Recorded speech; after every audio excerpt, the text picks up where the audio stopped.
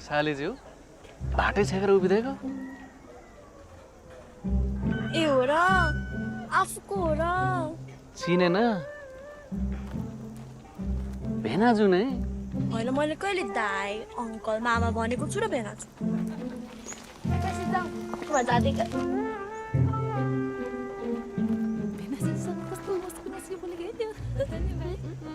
त्यसो म गएँ बाई बाई भेट्दै गरौँला न है